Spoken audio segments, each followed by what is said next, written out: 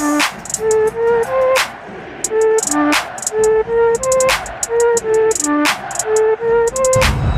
ready for some cyber?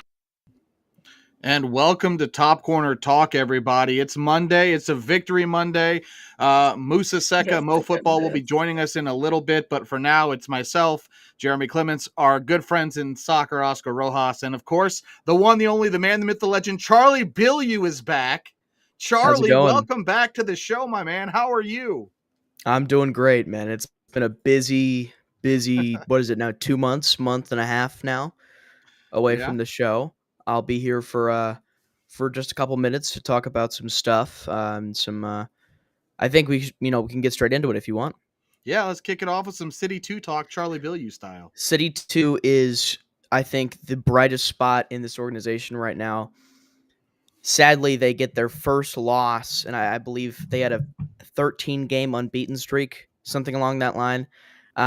Just an insane streak for City 2 that was ended against the Portland Timbers 2 yesterday. Portland Timbers 2, St. Louis 2, City 2 1. So 2-1 final. City loses. Miggy Perez scored a pen in the 87th minute. Emil Jääskeläinen went out the red card in garbage time, the 93rd minute, technically. You had goals from Mateo Burnbury and Noah Cristiano Santos for Portland. But I think it's not quite a stain on what they've been doing. City 2 has been extremely impressive in their endeavors recently. They've clinched that first seed. The first home game, I believe they said, will be on the 17th of October, if I'm not mistaken. It'll be at City, at Energizer Park. I'll be there doing live updates for everybody that can't watch the game or anything like that. But I'm extremely excited for it. Of course, they've lost their best player, City 2. Makai Joyner getting that first team contract and playing with the first team exclusively has been a little bit of a hit to City 2. Same with McSorley being gone. But again, City 2 is not the main priority of this organization. If anything, it's a plus, right? You think of it as the AAA team it's the Memphis Redbirds to the city's St. Louis Cardinals in that sense. But some players that I've seen doing very well, you look from the first team actually coming down to the second team, getting less opportunities recently with the first team.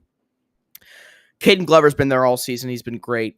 Juan Kuzain has been an underrated player recently. He played a great game last night. Akil Watts. You have Miggy Perez, of course, who scored the pen in the 87th minute. Jaden Reed. We saw him very prevalent last season, towards the end of last season with the first team. You get Zielinski, who you just loaned out. You get Horn, who you loaned out. And now at your main left back position is Totland, right? Or you have Totland, and then you also have a couple other players you can slot in there. But it's just been a logjam at left back. So Jaden Reed's got a good chance to kind of get more playing time with City 2. I know he'd rather have it with the first team.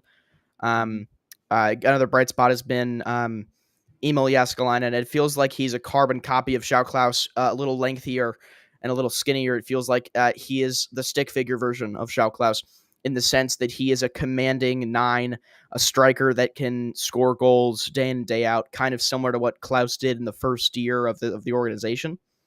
Emil played a great game. I mean, to my standards, I think. I mean, of course, 2 chances created. He didn't have a shot on target, but I think some of the things that don't show up on the stat sheet for Emil were really promising. But other things with this St. Louis team, you look at them in the Western Conference, right? They've played all 28 of their matches. They finished with a record of 17-6-5, 60 goals for, 37 goals against, 62 points. That's 10 more points than the Town FC, the second place team in the West. So they are by far the best team in the Western Conference of MLS Next Pro. Let me check this playoff bracket because I think it's been decided. It has not been announced yet. I was actually just looking that up. I'm not quite sure when they'll have the show to pick the pick. Yeah, looks like Thursday the 9th is what they're saying. Okay, so that'll be in 3 days. They'll pick. It'll be the top seeding teams without a bye that will be able to pick. So St. Louis will not pick their opponent. They will get the winner of the 2 teams that do pick their opponent. just based off of because they get that first round bye. I think it's a really important thing for them to rest up. They've played a long season. 28 games for some of these kids is a long time, especially them splitting time with the first team. It's a good break that I think they needed right now. But I'm extremely excited for what they can do in the playoffs. I mean, they were solid all year. I don't see many holes in this lineup. I mean, you look at of course, the final score sucks. You don't ever like to end the season on a loss, especially when you're on a unbeaten streak similar to that of Crystal Palace, who just lost it recently. You were on a similar kind of run, and you lose. But you look at the underlying stats. City had 20 shots, 14 more than Portland did. They blocked 5 shots. Their passing accuracy was way better than Portland's, almost 10 percentage points better. They had 10 corner kicks, 13 crosses. I mean, if you just look at it, it reminds me of what City did earlier in the season, the first team, where they had a bunch of chances and didn't capitalize. But this team has already showed us that they can't capitalize on those chances. So I'm not necessarily worried about the execution come October 17th once that series starts. I'm more excited to see these young kids play in games that matter because I think that's extremely important for these young guys. I think to play in games that actually hold meaning because, of course, these regular season games matter. You're going to have a chance to prove yourself and go to the first team if you play very well. But to play in games, you see it playoff experience in these important games.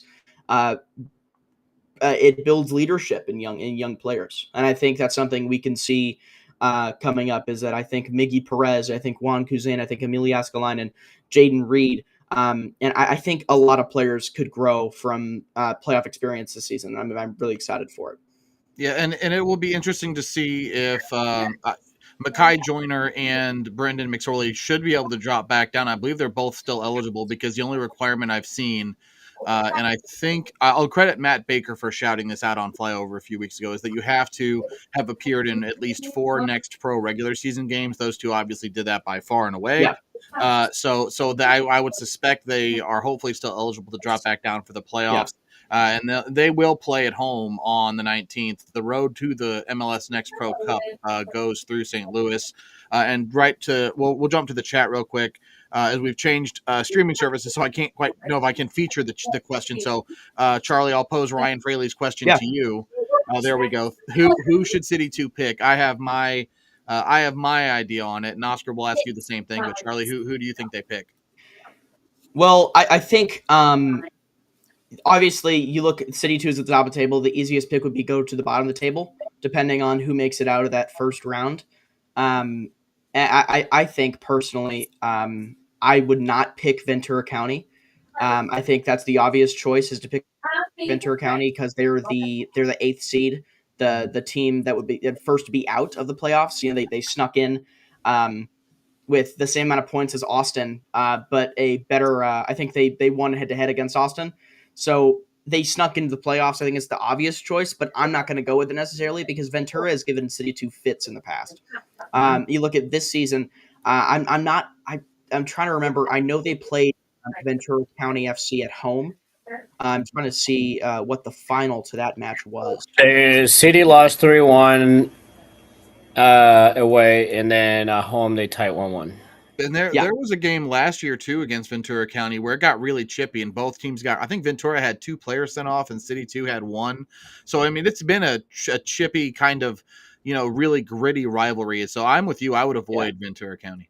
I would say I would say I'm going to skip Ventura County here because of the fits that they've given City. Obviously, they've been on a downward spiral recently, but I'd actually go with the 7th place team in the City in the Next Pro rankings in the West. I'd go and I'd pick to play Vancouver Whitecaps FC 2. You played them earlier in the season, and on August 6th, you won 4-2. That game was actually away. So you went into the Vancouver Whitecap 2 stadium and you beat them handedly by 2 goals. I think it's the best matchup personally. I don't see any players that really stick out on this Whitecaps 2 team. If you take a look at their roster, they don't have a ton of players that have experience this season with the first team. One thing that sticks out to me is that left wing back position is really weak recently with Johnny Salamani. he's been really lackluster recently. And if they choose to put him out there, you look at that right side attack. If Mekhi Joyner comes down, if Brendan McSorley comes down, that would be the easiest matchup that you can possibly imagine. I think I'd pick Vancouver Whitecaps too. That's what I'd personally go with. And Oscar, what do you think? Do you have a team, a preference? What are your thoughts? I do not follow the league that much, so it would be kind of like hard to pick something. But just looking at results, and what you guys mentioned, yeah, I'll probably go with the Whitecaps. Ventura County, the only thing that I could say is on the last 7 games, they only won one and they tied one. So if you think about momentum, it might be something that they're a fragile team. They have been beaten badly in the past month. They only won one game against Sporting KC2. That was 2 weeks ago, 3 weeks ago. But still, if you're saying, if you keep it in mind how the matchup has been in the past, then I would probably go with what you guys say, and that Vancouver will be a better fit. Yeah. Vancouver hasn't done that great either the last. Well, I mean, they have done a lot better. The last 7, they won 4, they tie 1, and they lost the last 2. Yeah, I I think Go ahead. it's one of those things where it'll be a decision, because I think last year it was almost a given who would be picked for what slot just based on how it went. But this season, I think it's a little bit more complicated, because last season in Next Pro, you didn't really see that last day of teams sneaking into the playoffs. This time you did. You look at the Vancouver snuck in by 2 points.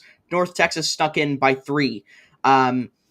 Ventura snuck in by 0, right? They snuck in based off of differential, and Minnesota snuck in by 4. So the Western Conference has a lot of, I'd say, weak teams. I mean, I'd be comfortable with City 2 playing Minnesota, North Texas, Vancouver, or Ventura County, if I'm being honest. But I think out of the 4 of those teams, I'd go with Vancouver.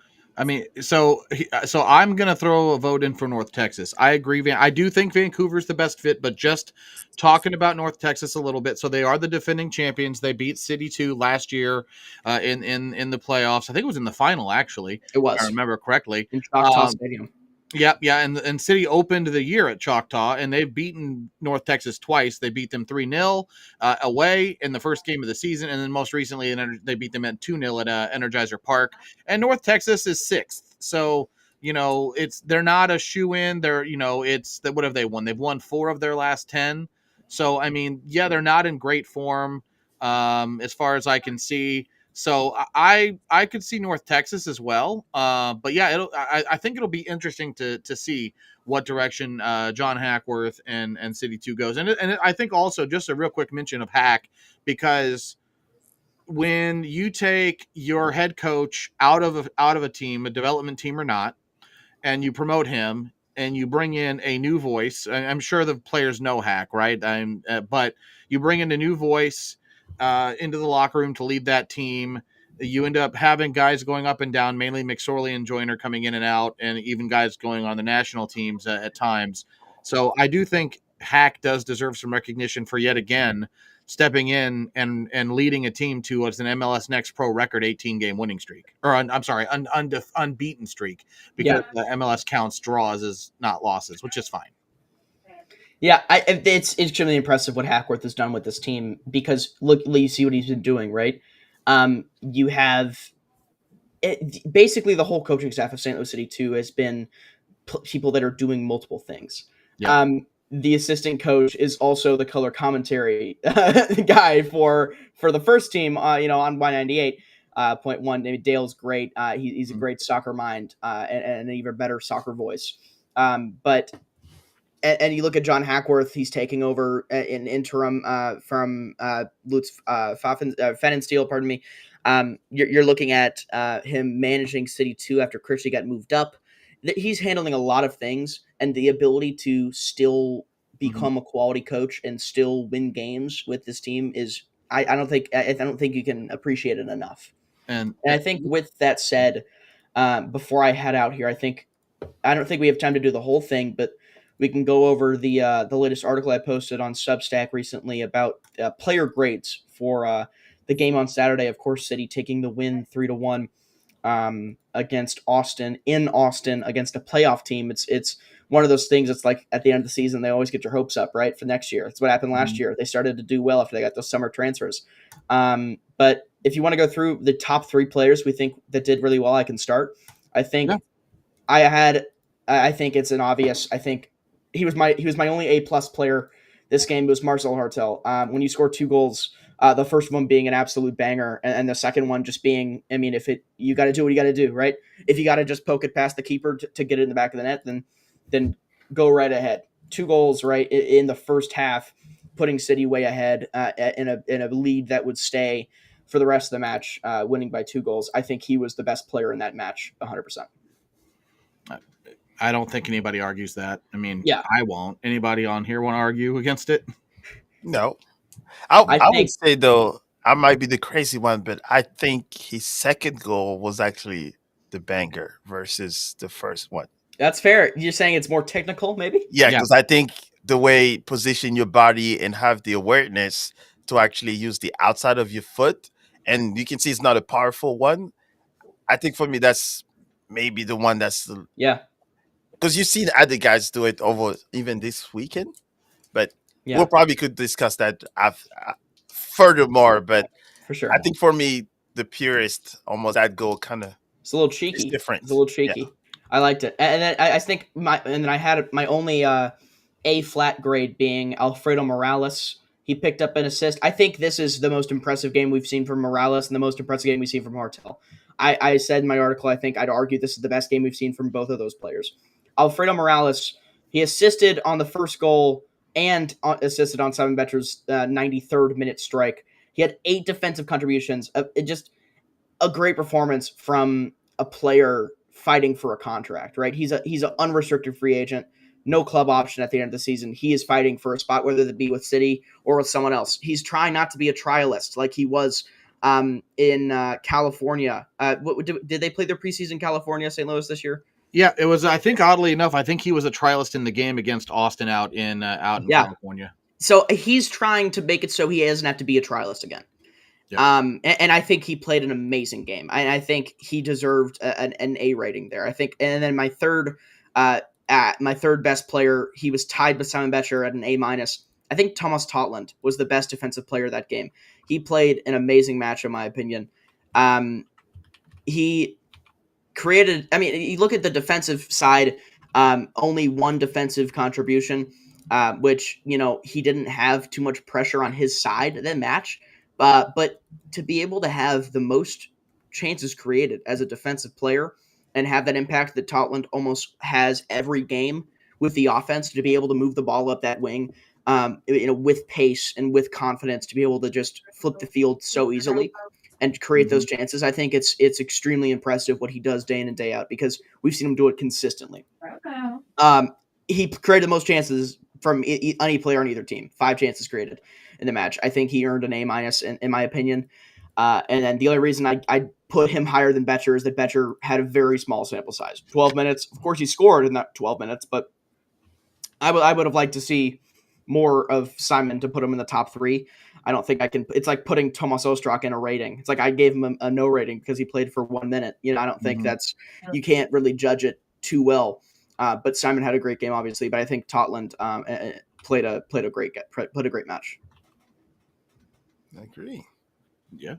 No arguments there, and I'm sure we'll probably get into more players, because I think there's at least one other guy that you hadn't mentioned that we might get into a little bit later on.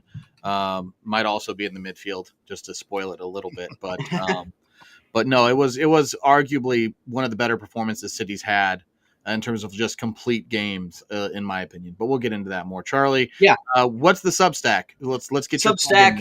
Substack.com/@CharlieBillieu. My full name right here. You can see it right here. Oh, right there. Anyway. It's also on my Twitter, or my X, or whatever. I still call it Twitter.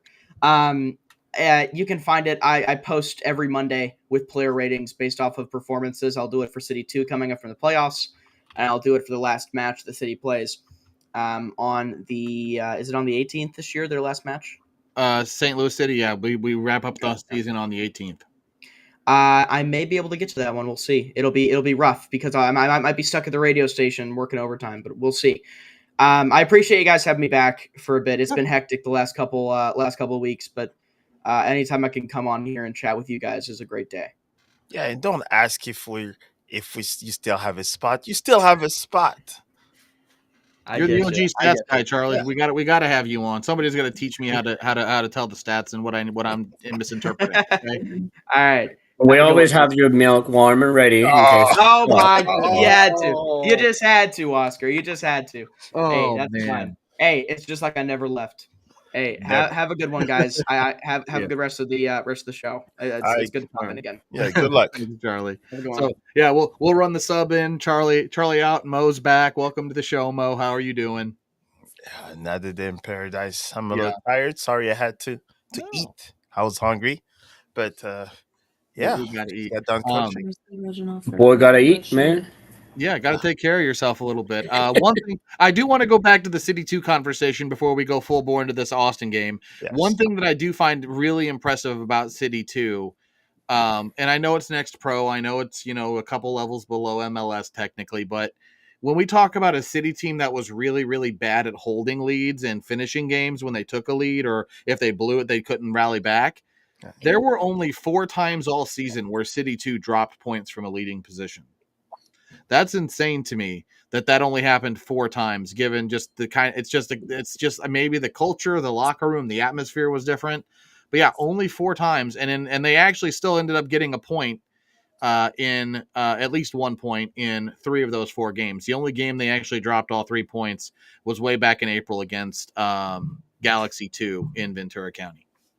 And the other thing that they were very good was at coming back in results, because the last games were going behind in the game, and then they end up like pulling a comeback, or like at least just getting the tie to go to the PKs and then getting the result there. So I mean, it shows a little bit different attitude, but it's also because I mean they're younger players. They're trying to prove a lot more than other players. They're hungry, so they want to. They have to have those moments, and also they have a big conviction of they can win it. I think they have been the 2 years that they have built this process. They have been close enough to savor the victory, and then they goes away. Yep. That this year they don't want to let that go away. So I think they're very hungry for it. I know I have heard from some of the insights that they are not let's say not confident. They're not cocky that they're gonna win it. It's just like their mindset is like, we will win this. We will. And I mean that's something that you build up through the season, so it's good for them. Yep. A little concern in my views is that the past games have not been performing the way that they were performing 5 or 6 games ago. They have struggled a little bit. I don't know if it's because of that type of confidence that they're like, hey, we already there, like we already qualify, we already are in first place, and kind of like got a little relaxed per se. But still they didn't get beat until like this last game. And for me, I know Charlie was saying like, oh, it's bad that you live the season with a loss. I think this is the best thing that could happen for them. Break that streak and start the playoff from the ground, and knowing that you have to work for it. Like nothing's gonna be handed to you. So that was like a little, not a wake up call, but something like, hey, there's still competition to do, and you have to work for it. Yeah, I mean, in 3 of their last 4 home games, they did have to come back to get a point at least. So, yeah, home form hasn't been great, but it's a test. I think the only other thing I will say, and this is going to sound critical, but I don't think it's meant critically. I think it's just stating a fact that from a Next Pro side perspective, we have one of the older teams, like, and in terms of average age. So not to say the season is not worth anything, but it's a developmental league. So how many of these guys? I think a lot of the guys are hungry to try to see and prove they're ready for the next level. I mean, Seth Antwi, I think it's a good example of that. Maybe even though he hasn't got a lot of time with the first team yet, he did get a first team contract because of his play at City 2 this year. Yeah, and I think, like you mentioned, also maybe having, it looks like a little bit of that shift that may have dropped was, hopefully I'm wrong, but the influx of maybe the older players that were taking from the first team and kind of added to this to CD2. I'm starting to wonder maybe if that kind of removed a little bit of the connections that the first 11 had altogether. Mm-hmm. And then you know how you're swapping too many players because you see a lot of first team guys that pretty much got taken off the roster.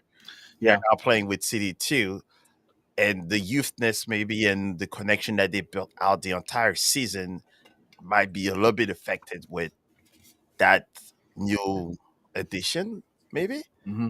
But Yeah. the other part that may help is also that the fact that those guys are more seasoned with like playoff like experience. Mm-hmm. So maybe they can, the kilowatts and all that can kind of bring that experience to the end Yeah. because you can be all, it's a win or go home, right? So Yep. if you're that explosive, you might score 3 goals, but you might allow a lot more. Mm-hmm. So I guess Yeah. hopefully we'll see how, the changing of first team, second team, first team, second team, Yeah. how much did that affect that group in general? Yep. And so we'll find out Thursday. I think it looks like is the decision day when the teams announce. I do think Charlie had that incorrect. There is no first round bye in the next pro playoffs. We'll select who we play on the 9th, and then the playoffs start for us on the 19th. There are earlier games on the 17th and 18th, but City 2 will start the playoffs at home against whoever they select, and they'll play at home throughout the rest of the next pro playoffs as long as they're alive. Even the final, should they make it, will be at Energizer Park. And So- you should watch this show because it's fun. What's up, Oscar? Yeah, I mean, there's only 8 teams in the playoff. There's not 9 like the MLS. But the last thing, like I kind of like what Mo was saying, that the mix with the city main team that they're going down. I see more the influx of the players that being taken off the city two to go to the main team. That has affected the results and the performance in city two, because I mean, you're taking the best 3 players off city two, going up to the main team. Joyner, now McSorley and Anwi as well. So like you're getting 3 solid players that they're taking time from practicing in the team. Their time off of just focusing on the prep of the game of the weekend, because they have to prep for 2. So I think that's part of what, like, the main results were not as great, or the performance were not up to how the middle of the season was. I would say the last thing is that every team has a peak, and hopefully that City Two didn't hit the peak yet. It was just that all these changes have been affecting that. Um, but at the same time, it could be that they're now in a little descent of performance, and hopefully they can pick up again. Yeah, no, I agree. So yeah, we'll see. But with all that said about City 2, are you guys ready to jump back into the first team game, since we've got a win to celebrate and avoided the wooden spoon, as I think our buddy Edgar from from News Across the Galaxy has put in our chat a couple of times? Yeah, of course. Hey, So Yeah, I mean, yeah, he was congratulating us already that we don't have the wooden spoon anymore, but yeah, I mean, it doesn't save the season, but I guess, are we less embarrassed about the season as a whole because we don't have a spoon? yeah. There's two Uh-oh. things. There's two things that I makes see heads going different ways. Go ahead. there's 2 things that makes it great. The first one is that we don't get that one, and the other one is that the other team in blue is Okay. 70% of the season they were above us, and then all of a sudden they're. That's Mhm. it's a great feeling. I'll take the That's SKC thing. very consolation prize, but at the Yeah. same time, everybody's claiming, okay, so we're above them, but at the same time, when we faced them, we couldn't beat them, and we have been. Oscar. No, no, no, and Us. we're just not gonna get there. This season has not been safe whatsoever. No. Let's Oh no, not it's go not and say safe. like anything saved anything. No, I No. think there's a consolation happiness on all this is like yes, finishing above again. Because if I'm not wrong, we have finished above them every season since 2023 when we have our debut, obviously. So that's good, but at the same time, like if we call it a rivalry and we call it a rivals, we have to beat them in the field, not just on the stands. And on the match face to face, we have not been very successful lately. The only success was early on 2023, so we just gotta get better on that. That's Italian boy. But dude, even all that got washed away when they knocked us out of the playoffs. Like I Yeah. have a hard Correct. time talking. Like I have a really hard time like talking smack to SKC because, I mean, at this point we both suck. So who sucks a little bit less? I don't take a lot of solace in the fact that we just suck a little bit less than they do. Hey, we won 3-1. They lost 3-0. And guess what? There's a certain player, Mark Hennig. He remembered. He know what the assignment was, and he went and got a brace. Yeah, and it's sad he now Hey, has as he's many my goals boy, as man. Marcel Harder and I've John been Klaus. following him since he was in college, and when we had him, I was very happy, and I knew he was a good player. It's just like we needed to have some patience with a young player. Like he comes from the draft. Like he came from college career, come from the draft. Had I believe 6 months in Colorado. Then we picked him up. So like you're judging a very young player for the first 6, 7 to 9 months of their professional career, and there was already so much judging into him. And now look, like second year with more experience, knowing more the league, how the league is play. I mean, he has been performing day in and day out, and also he is participating and scoring and assisting. So like, He has the right system. misjudge. Bingo, Mo. He fits what Minnesota does. But I mean, I think that's the sad part is, and here's one thing I will say. He has as many goals now as Hartl and Klaus. He's got 9 now after the weekend. The thing that I struggle with is everyone says, oh, St. Louis missed a talent. We misevaluated. We misjudged. I think there could be truth to that. But at the same time, I don't know that he fits us like he fits in Minnesota.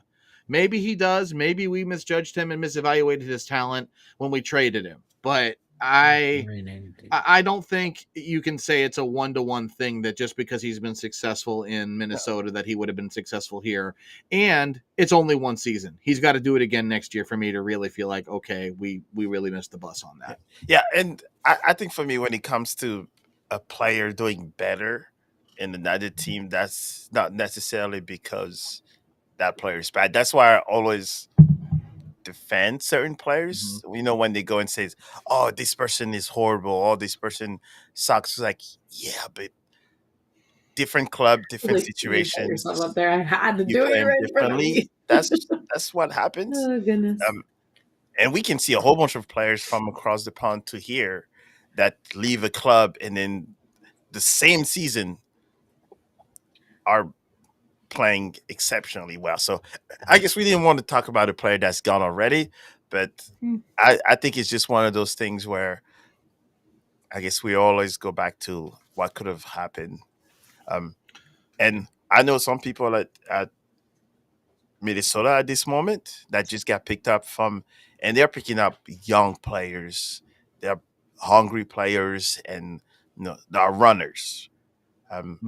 Mamadou Dieng, that was from the USL that they just picked up. I've talked to him quite a few times, and that environment is different than what we have. Yeah. Well, they just sold, was it Taniel Lawuche to, was it Villarreal he went Yeah, to, I think? they're picking.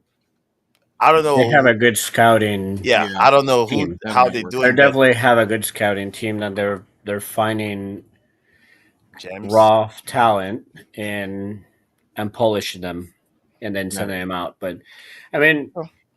it just like just to retouch of Mark Hennick is that even the system fits. But we also like when we were playing offensive wide games Mm-hmm.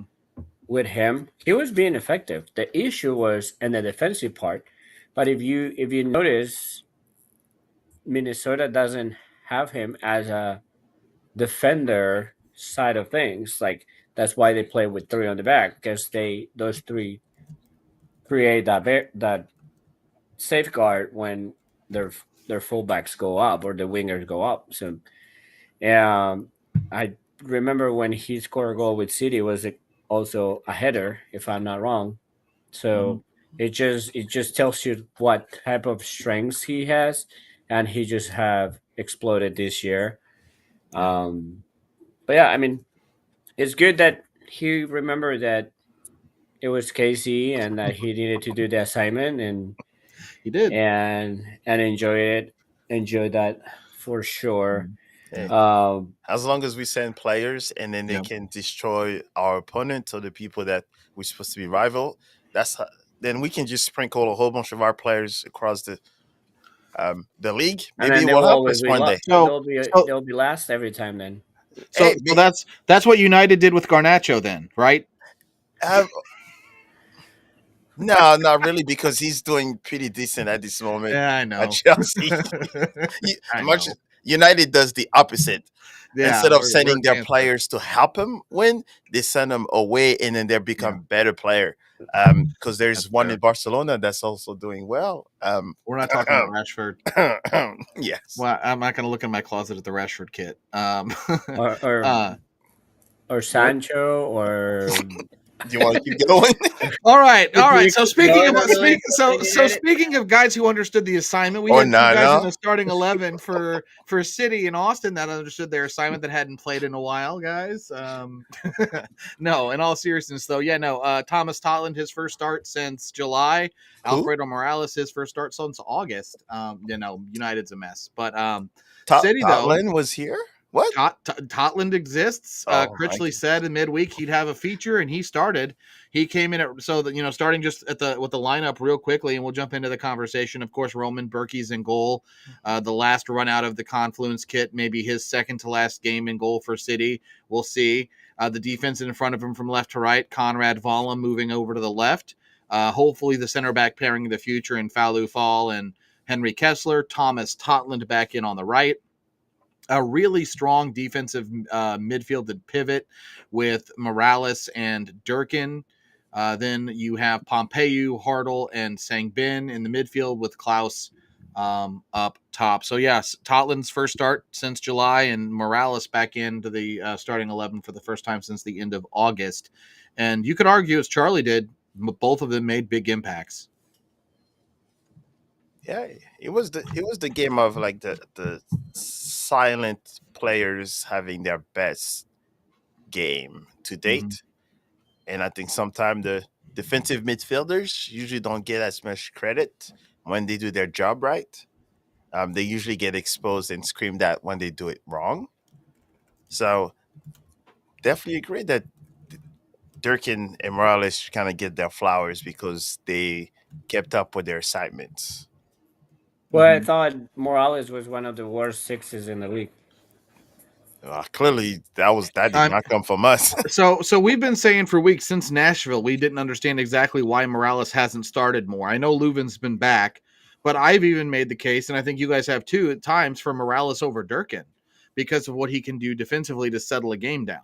And I was happy to see him back in the 11 for this game. With Yeah, espe- you know, one good thing like seeing this was that with the absence of Lewin, it was that those two pair up kind of well. Like they were both like solid together. And if I recall correctly, I didn't see Durkin going out up crazy like he normally does. Like I think like having Morales sit back help him to be more controlling his runs, controlling his movements, and like creating more stability. I don't know if Morales was telling him all the time, like, "Nope, stay here. Nope, stay here." Well, but if it did, like, it's something that worked out well. So yeah, I think maybe it was one of those things where we all know that Austin also is not a team that sits back a lot more, so they are not really that aggressive going up. So I think just having Morales and Durkin, it's two technically CDM like players, so they know their assignment was we're not going to create as many chances. Our job is to keep it to a clean sheet or close to it. Wow. And I think that kind of made two defensive players versus one defensive and one offensive Yeah. player. And so we'll get into this with these two. So this is their heat map, their combined heat map, and look where they're at. They're in the middle of the pitch, where you expect a center midfielder to be. And it helped with rest defense because it allowed people to clog space. You didn't see Bukhari making big runs, outside of the first 15 minutes. They really did a good job of clogging those passing lanes and making it difficult for Austin to move the ball. Like, yeah, Austin could get down into the final third, but they weren't getting into the box a lot when they did. Yeah, that was I guess, the assignment. Well, I mean, how long have we talked about the idea of like pushing all of we push our fullbacks up, Tots and Volum push up, and we've just wanted somebody to sit back in that middle space to actually complement and add kind of a third center back in a way, right? Between Fallu and Kessler, or if it's Baumgartel and Kessler, or whatever that combination is, how much that can give us more strength and stability. And it also helps us play out of the back more effectively too, which we did really, really well in this game, I thought.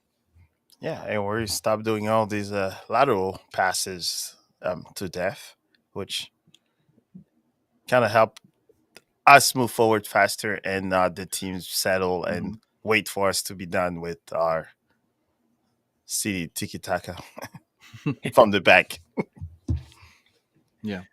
I mean, in general, I like the game because I mean, you see the result, you see kind of like a little bit the stats, and you say, okay, well, City play well or such. But I do want to pump the brakes. I know everybody is like, oh, we're doing great like the last games and such and such and such, but I want to pump the brakes, especially on this game, because I don't think Austin created anything to be concerned about. Um, I don't think Austin was anything special to beat. It's a Um, playoff team. but that's the thing because it just yes they are there because they're a scrappy team that has won games when they need it, and they haven't normally conceded that many goals at home. That's what has been their strength. So yes, it's something surprising that we went and scored 3 goals in Austin, where the last time that they got scored three, I think it was San Diego and down in April or something. But it's still I don't think like it was this magnificent performance from City. I think it was just a good organized game where they found the correct time and spaces to score. And I mean, it was, to be honest, it was first of all brilliant from Hartel on the first shot, and then on the second one, like Mo said, like it was just like an individual brightness of how turning and finding the space, and how he put it with the outside part of the foot on the corner of the on the side of the net, basically. Um, but after that, I don't think there was much. So it's not like you think, oh yeah, City's playing amazing, City's playing this and that. I just don't think it was. It was a game that it was just meh. for both teams, and then just you found the right spots. I told my wife when we were watching the first half, I was like, man, this game's boring because the first 20 minutes were boring. Well, That's go Austin's ahead, job is to make it boring because he'll be happy to win 1-0. That's pretty, and that's how they beat us at home too. If you saw, they gave us majority of the possession. It's just that we were not clinical enough to finish, and then it happened that it pretty much dropped on its side. Didn't they win 1-0, right? Yeah, they won 1-0, yeah, and it was yeah. with a hit out of the box, and they had a deflection in it. Right. See, Yeah. so I think it was just the point where, and I think he also did that at Dallas when his teams he was happy to just win 1-0. So I think it was just the luck that they had at City Park that we were not able to convert 2 goals, and then this time when we beat them at home, which we pretty much kind of took their day home and turned it red because we've won quite a few games there, and Yeah, including the first one.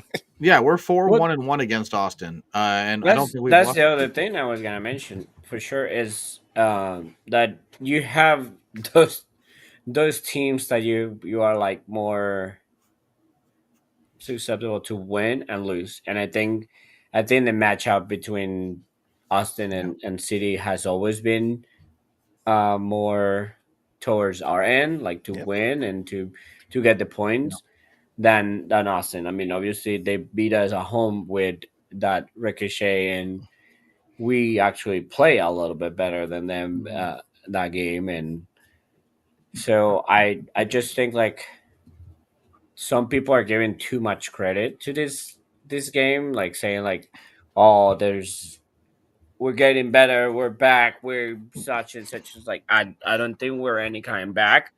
Um, not Mm, not So because I mentioned it before. So okay, so we won 3 away games, but right, who we beat? We beat okay, Montreal, that is one of the worst, or it was at that point the worst home team play for the league, right? yeah, Then we beat San Jose, that it goes in the same spot at Austin. San Jose struggles to play City. We have beat them every single time we play them. we have, but both San Jose and Austin are playoff teams. So does that you don't that doesn't bear That any tells you that weight the or West anything? sucks. Okay. And it's true. And if you see different, if you watch Apple TV and their wrap ups and they all say that the East is a very competitive conference, and the West has 4 teams that they're very competitive. The rest are meh.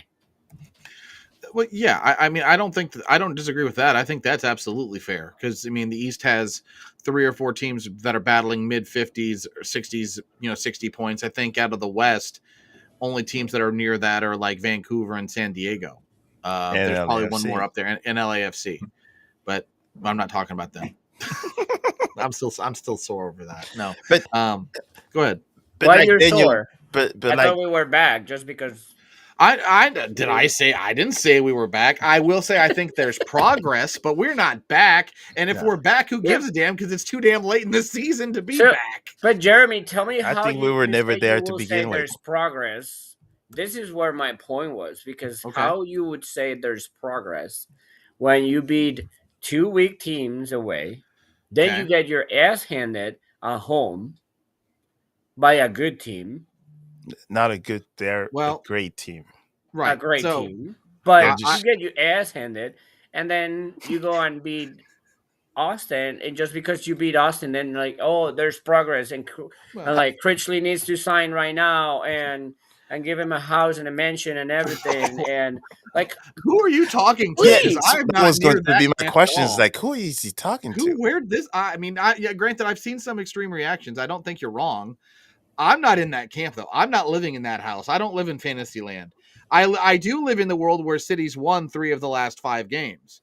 However, if you go longer sample size, we've won 3 of the last 5, But before that, we only won 1 of 5. So we've won 4 of 10. So as a whole, like, my point is, I think for a team that has been so just bad away, that we see, 1, we're winning on the road. That shows progress. 2, I think there's belief, and I do subscribe to the idea that there is belief that you can take something positive out of, 1, beating the teams you're supposed to beat, Montreal. I do think you can be, yes, do we fit systematically? Are we a good counter to San Jose and Austin? Yeah, sure. We systematically are a good counter to their product, but just because that happens doesn't mean you win the game. So you still have to go out and win. And I do think for this game, I mean, it was the 3rd time we've had more than 20 shots in a game under Critchley. It's the 6th time we've had more than 2 expected goals against with Critchley. We had 17 shots in the box against Critchley. The high press worked. We had 1 high press turnover lead directly to a goal. Another one doesn't count because it's out of that range, but that's how the Klaus Celio link up started on the left-hand side too. So I think that's why people are saying there's progress. Is it still enough for me to say Critch is the guy? No, but you've taken 20 points from 18 games, maybe, and compared to 11 points in 15. There's a little bit of progress, you have to say, right? Or no? Maybe. I mean, look, so yes, there is something there, right? But also look at the calendar, and I know what Mo is gonna say. You play the teams you have to play, but look at the beginning of the calendar. Look at the beginning of the calendar. We play San Diego twice. Yeah. We play Seattle twice. Mm-hmm.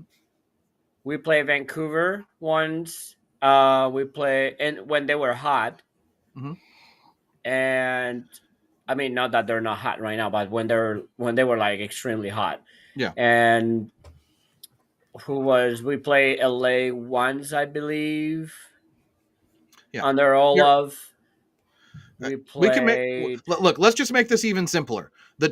You want to praise for the games that you had against Montreal, San Jose, and Austin. Let's make it even simpler. You dropped points against teams you should have beat in Houston and Dallas. In fact, you drew against a 10-man Dallas when they were 10 men down for like 75 minutes of that game. So then you got your ass handed at Dallas. Yeah. So if you want to praise and say, yeah, Critchley did great in these 3 games, you can. And yes, Nashville's another one he can hang his hat on. But there have also been enough bad performances against teams that you should have beat and enough points dropped that still, to me, raise questions. I mean, we've dropped under David Critchley. We have dropped. Give me just a second. We have dropped 16 points from winning positions against David Critchley. That's more than Olaf dropped. I'm just saying, if you want to compare, it's true. It's true. Statistically, it is true. And look at the calendar and see the teams you were playing, because at the beginning of the year, you play the ones that are on the top 4 or top 5 of your West. So here you go. So I'll just run through them. We played San Jose at home, so under Critchley. San Jose at home, win. Portland away, loss. Galaxy away, loss, dropping points. We also dropped points against Portland away. We had Orlando at home. We lost that game from a winning position. Or a drawing position, rather. Houston away, loss. RSL away, loss. Portland at home, win. Dallas away, loss. Minnesota at home. Again, that's a loss and points dropped from a winning position. Nashville came to town. We beat them. We went to Chicago and lost 3 points from a winning position in that game. Vancouver, we went to Vancouver. Late shenanigans on the penalty to Mueller, sure, but we lost 3 points from a winning position in that game. We came back home. We lost to Houston at home. We went to Dallas, or we then played Dallas, who dropped a man for 15 minutes or 75 minutes rather. Drew them at home. Then we get to Montreal, the win. San Jose, a win. LAFC, butt whooping, and Austin away, win. So, there are some playoff teams in there, but what you've got San Jose fringe, LA fringe, or no, LA Galaxy are a wooden spoon team. RSL, I think they're in the playoffs. Dallas is outside. Minnesota's a playoff team. I don't know, but I get your point, Oscar. But that's who we played. It's under Critch. So one thing, because I know Oscar is burning to hear what I have to say about this. But one side that I look at the same time is that the players, when they were with Olaf, they look like zombies. They look like players that were completely lost out of their positions. They knew nothing of what they were supposed to do. The coaches were still pretty much sending subliminal message to say that they all are not the players that he wants to play, right? Mhm. But then all of a sudden, we have the players are actually kind of feeling themselves a little bit better. You have literally our best player or the second best player saying that he's feeling more confident and more himself with the current coach we have, and then he's performing like we expect him to perform. We're scoring more goals. It's becoming a little bit. Mhm. I hate to say the game is becoming more entertaining because for me it's not just being entertaining, but at least when the game starts, we have maybe a little bit of we can win this until the whistle is blown. But it looks like the mentality that we were talking all season long so far, the mentality now versus before, it is a complete different um, environment. Or you can see it by the players. You kind of feel there's some type of belief, even though it's late on it. But it looks like maybe there was that relationship that kind of built out without throughout the time. That's making because did we ever heard Hartel or any other player says I feel great with X coach? No one has spoken that well about any other coaches, right? I I mean, they think like last year Hackworth. there were some comments with Hackworth that they were finding their place and way like Yeah, being fluid with it. yeah. But I mean that's a good pro. Like I'll definitely give you that, Mo. That's a good pro from coming from Olive to what we have right now. There's definitely more happiness under play. There's more um, freedom to express themselves on the field, knowing like they can do and try to do whatever they like to do instead of like forced to do tactic movements and anything like that. So yes, I definitely give that to Critchley. I'll give him the same thing of like being more offensive and like creating shots, creating options. That like Jeremy was mentioning that Mhm. this game was won with 20 shots. Like yes, I'll give you all those. I still don't think it's enough to have next year, and if it continues to be like that, and still it's not gonna be enough to like be a competitive team, because we still struggle with the great teams and the decent teams and the like. I don't know. Just I keep going back to the game against Orlando and the game against LAFC. That they're like the two big contenders that we had in that time frame. Both of them did whatever they want with Critchley. Yeah. Because I think for me those Orlando was a 4-2, but it could have been just a 6-0 Orlando if they didn't step off the gas. Mhm. yeah, I think we should almost not compare ourselves to like the top tier because Orlando has always performed well in MLS and LAFC is LAFC. I think we should be almost to kind of look at our the middle of the table of how those performances happen because But do we want to be that at, team? at this Well, moment, if you look at the very top, the teams we're talking at the very top are well spent or well established team.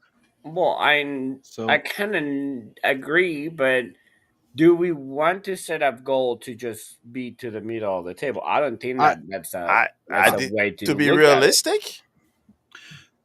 all right. So here's what I'm gonna go back to the beginning of the season. So to me, Oscar, I hear what you're saying, and yes, I agree. Long term, yeah, my long term aspirations are year in, year out, be competing for the cup, the Right. shield. I want the real trophies. I don't want just make believe Mickey Mouse, whatever wooden spoon avoider. We finish above SKC. Woo! No, I want real hardware. But I do think to your point, I think right now that's where we should be settling. I think the goal, if you go back to the beginning of the season, Carolyn Kindle said, we're a playoff team. We're not, our goal isn't to win MLS Cup. Our goal, even though that should be, I think seeing where the roster was and understanding the disparities and gaps that we still needed to fill. And I will say, regardless of who we may or may not talk to, Mo, I don't think we're in the top four. I don't think we can beat LAFC. Maybe we can I think we can give Minnesota a run, but I don't think that is going to happen night in and night out. So I do think the tier of where we should be right now, or trying to be, is right where Austin is, 6th, Portland 7th, like comfortably in the playoffs. That's where I think we should be aspiring to be. And those are not bad, right? No. The Portland, I think. Hey, I think Portland that has one of the worst seasons I've ever Yeah. seen. But I think For we're them. almost to the point where we should be in the spot where we're battling to get into the playoff spot. So that way, at least we have something that we look towards versus saying we have to be a playoff team. Mm-hmm. But also at the same time, a lot of the teams that are saying they want to be a playoff team, they are spending like it as well. I think we surprised a lot of people, the first season, and then the second, you get scouted. Everybody started to learn who and where, how you can do it.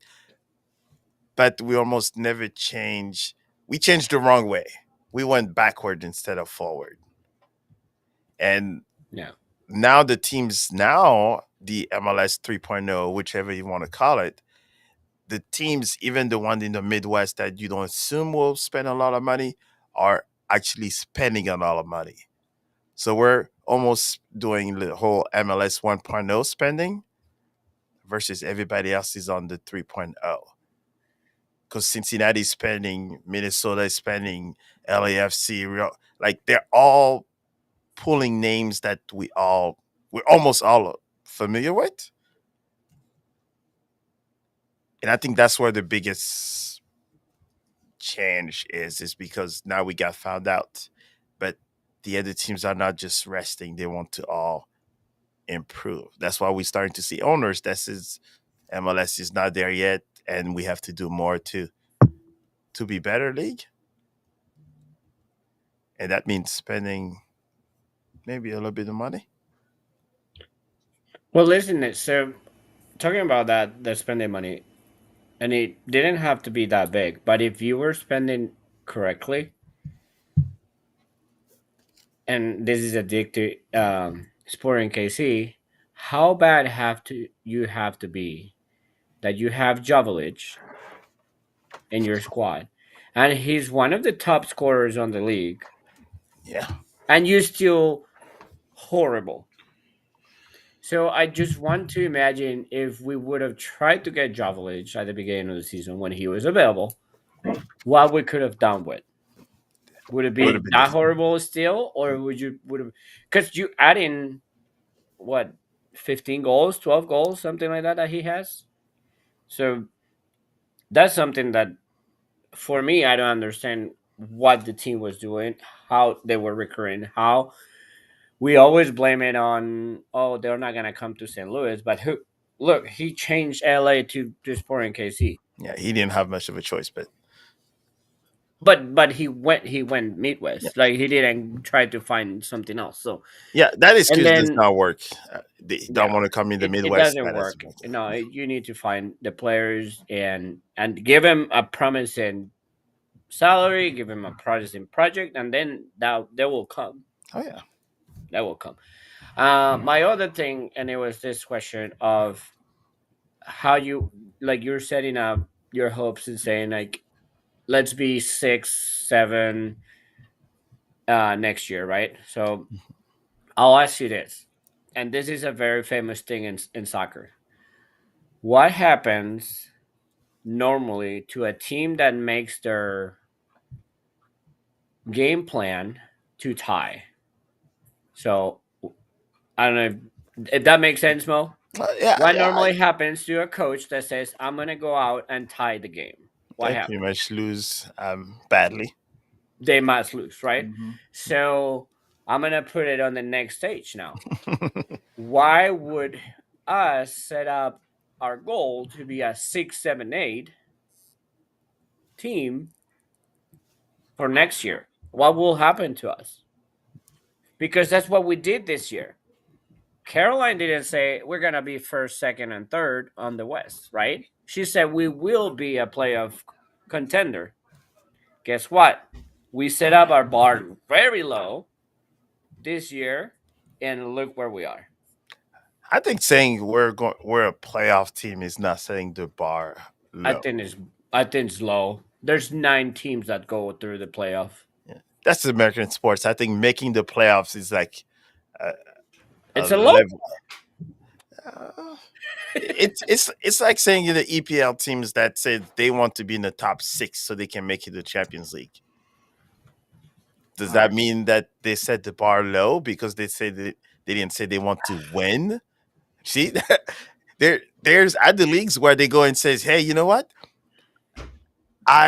We know we cannot beat The top 4. yeah, we cannot beat City, we cannot beat Liverpool, we cannot beat Arsenal." So they all of a sudden is like, "Oh, I want to be in the top 4 so I can make it to Champions League," because they know they cannot win the league.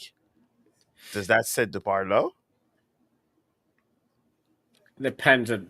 I just don't see it that way though. Yeah. But So I think, but I- you're right. But yeah, but at the same time, like I would like. I mean, I know teams are realistic, and like if you put it that way, let's say like Brentford is not gonna say we're gonna win the league, but everybody starts with the hope of winning the league. Like if you're there to not compete, then why you're there? yeah, they can say we will. Our goal is to win the MLS Cup, but I would say be third or fourth. Like set your goal to say we're not gonna be the best in the West again, at least for next year. Like I mean, we might be in the future, and things will happen, but if you say we're gonna be third or fourth, that means you gotta be at least 2 of the big guys, yeah, right? Mhm. If you fail doing that, you still don't feel that bad, but you're still competitive, having your goal set that high. But if you just say like, oh, I'm just gonna be in the 6th place, I'm not gonna beat the big guys, I'm not, and one of the random teams are gonna beat me too, then it just happens what it happened this year. Everybody well, beat the crap out of you, and you just out of the way. uh, And think about it. This year, also LA Galaxy is not on top. yeah, that's a whole another discussion. So I did just go through and look at the roster, and this is based on current standings in the table. So this isn't like where they were when we played them because I can't do that on the fly. If I look at what Critchley has done against teams in the top 5 of respective conferences that we've played right now, 0-0 and 3. We have lost all 3 games against top 5 teams that we've played, whether they were in the East or the West. Teams that are 5th through 10th in their respective conferences, we are 3 wins, 1 draw, and 5 losses. So we are 10 points out of 27 points, if my math is right on that. And then our other 3 wins, we're 3, 1, and 2 against non-playoff teams. So we're still not beating everybody we're supposed to beat. We're not getting those. We haven't consistently gotten those wins. But it seems like we're sort of trying to punch, and we've taken at least a point in almost half of the games against the teams that I think Mo and I were talking about being competitive with, those kind of 5 through 10 spots, right? Does that sound right, Mo, or did I No, misunderstand our no, conversation? that's pretty much, I guess, the way I see it. Especially because if we look at the teams that are above us, Mm-hmm. they're spending like big time. Yeah. Right. So it looks like almost the top 4, I guess. are almost like a wash unless we have our exceptional day to happen. But the realistic is like, the Austin, the Portland that may have beat us, but we also beat them. It's those are the work that we have to finish in order to at least stay comfortable enough that it will depend on City playing to make it to the playoffs versus us be completely out and then depend on another team to make it to the playoffs. So if we say 8 and then all of a sudden we find ourselves in 4 or 5, we did our job. Yeah. Well, and maybe that presents it as a bigger win to the fans too, because if you overachieve, the fans are going to be happier, right? Potentially, is that I mean, that's how I think Yeah, about it. Is but if you set my expectations right, and you made the playoffs, so that means you 1 through 9. yeah, So if you Well, make it then to say 5, next year that we're gonna win the wooden spoon, and then you overachieve. yeah, the whole town will burn. Come on. So no, I mean, okay, but so hang on, let me counter your argument though, because I'm going to play devil's advocate because you mentioned like, Oh, oh, Jeremy. no, listen, all the teams above us spend more than us or spend crazy money. Uh-oh. LA Galaxy are what, 1, 2, 3, 4, 5. They're the 5th highest team in terms of guaranteed compensation. They outspent LAFC this year, and they're wooden spoon winners potentially. And they San have Diego. Ricky I'm gonna Puig. counter that very quickly though. Okay, Ricky Puig is hurt. But that's one. But that's the Okay. same. So they have not added more player based on the championship they won last year, right? But Right. they got decimated this year because of all the players, the outgoing players. That's fair. That's why Jovic is in Kansas Yeah. City. So that's why he's there, because they want to make it fair league.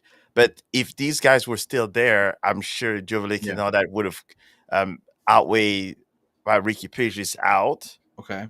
And if Penn Steel was not injured for a lot of that time, that would have been different. Like they've been so much changes they've made to LA Galaxy that this season is what it is.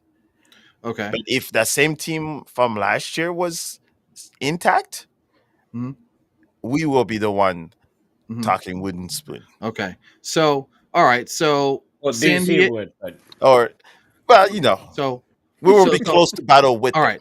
So is $4 million that big of a difference? So City's guaranteed expenditure is $18.1 million. LAFC and LA Galaxy are around 22.5, 22.8. So it's a $4 million difference in spending. Ricky we- Puig. Okay. That's fine. the All right. Fine. So we okay. So all right. So we outspent Seattle. We're just about even with Seattle. We're talking They still have pennies. the same. Seattle is a dynasty team that they don't have to spend crazy money to still be competitive. All right. Somehow because they have a coach that has experience. Okay. They have a system that know how, and they have players that are international players. Okay. What about Austin? What about Austin and Minnesota? We outspent them too. They spend their money wise. They got a coach that was experienced in the MLS, and on top of that, most of their players that are current are still there. And that the LAFC guy they added to Austin. I will have an answer to everything, Jeremy. Okay. All right. Okay. This is where I was gonna go to before you move on this. Yeah. Is that tells you that even when you spend money, you have to spend it right and not just open the checkbook and bring whatever you want. It's not that. It's not what the price of the player is. It's like what type of quality and how you're supplementing your team with that player. Okay. And we did. I'm sorry to whoever wants to listen to this, but we did a terrible job recruiting since year 2. Nothing complemented the team. Everything was a different piece that it will not engage with the team that it was set up. Last year was different, and when finally we got 3 players that they were kind of like going into it, we started with a new coach that it was a completely opposite turn. Then we did the same thing in this transfer window until they start gearing with the other coach. So there's not enough talent, or there's not. Let's not put it that way. There is some talent, but it doesn't complement as a team to make a full um fluid team in my opinion. And obviously we need a superstar. Doesn't have to be a superstar named whatever. We need a superstar coming from like, hey, a young Argentinian that is promised to be amazing, a Brazilian that is promised to be amazing, a Colombian that I don't want to go to Europe because we don't have good examples in Europe that they're coming this way. But it could happen. Like if you look at the Nashville forward, like his from England, so like there is things, but you have to find those. Not the sorry to say this, but it's just not the Bundesliga two players, not the Norwegian leagues, not the Finland leagues, not those. Okay, no, that's fair. I think to your point, the biggest indicator of that right now, and I hate to use it because it might rub some people the wrong way. The like second least spending team this season on guaranteed salary in MLS, Bradley Carnell's Philadelphia Union, and they just won the Supporters Shield. Yeah, but those are all MLS 1.0 teams. They all have like their academies are killers. They have established players to begin with. I think us as City fans, it looks like we're almost comparing ourselves to the big dogs and says this is what we should be doing when their structure to begin with have always have been different. Most of those teams did not spend $500 million to be in the league. They have decades to establish themselves. Like it looks like it just compounds of you starting a new team. You won't have it perfect in the first time. It's always a test and trial, right? You Someone will work, someone wouldn't, someone will. Like Philadelphia, don't tell me that Carnell, even though, he's our guy and everything, he went into a place that was well run to begin with, right? He just sprinkles his skills to Philadelphia, and that's how he ran it. And yes, that says, oh, maybe St. Louis missed out on him, but who knows? And that's the same thing with, you mentioned Seattle. It's the same thing, right? They have players that play for Seattle at this moment that started in the academy that's still playing for them. We're still even trying to figure out which of our academy kids will make it to the first team, and it's year 3, and we're comparing to teams that are in year 30. It's going to be a very long soccer career in St. Louis if we're comparing ourselves, comparing a 17-year-old prodigy to a 28-year-old prodigy and says, why can't you do this? Like, well, we're crawling to a point, but we have to make to the I mean, playoffs. It's crawling good enough. One thing like that Philly team has, so obviously it has a huge mix of like younger players coming from the academies or like getting like recruit well that they're promising, but also I think they have a good experienced veterans in the squad that even if they don't take part of the field, they are bringing a lot to the squad itself. Like, and I was watching yesterday the roundup on Apple TV, and they interview Alejandro Bedoya, and he's a 30-year-old player that I believe has never won the MLS Cup. He has won Super Shields before, I believe, but not the MLS Cup. And one of the things he said is like, "Hey, like this is great and all that, but I won the cup. I really, really won the cup." And like he said it with such a like meaningful voice, like this is what we won. This is what we I have been trying to tell my team that this is what we need to go get. And I don't think, for example, St. Louis has anybody that has that mentality and Or have has that come close to it. experience. Yeah. There's not even experience. And I mean, there's experience coming from Berkey, for example, but it's not the same experience that Alejandro Bedoya has in MLS. True. Like, Alejandro Bedoya is a way bigger player in MLS history than what Berkey is because it's MLS. Yeah. Yeah. And I think we mentioned that part where it's how you call it. Like it almost, and I think I may have mentioned it before in the first in few episodes where the misfit, the MLS misfit that we had the first season that had a Mhm. point to prove to the MLS because you were transferred from your current team to a brand new team because said you were expendable to now you can see a little bit of that difference, right? Because a Mhm. little bit more established players. Like you say, he mentioned he wants to win that cup. Mhm. You always have that chip on your shoulder that says, you disregarded me. Now this is what I want. And maybe that's where some of the younger players maybe have that hunger because they Yeah. want to prove themselves.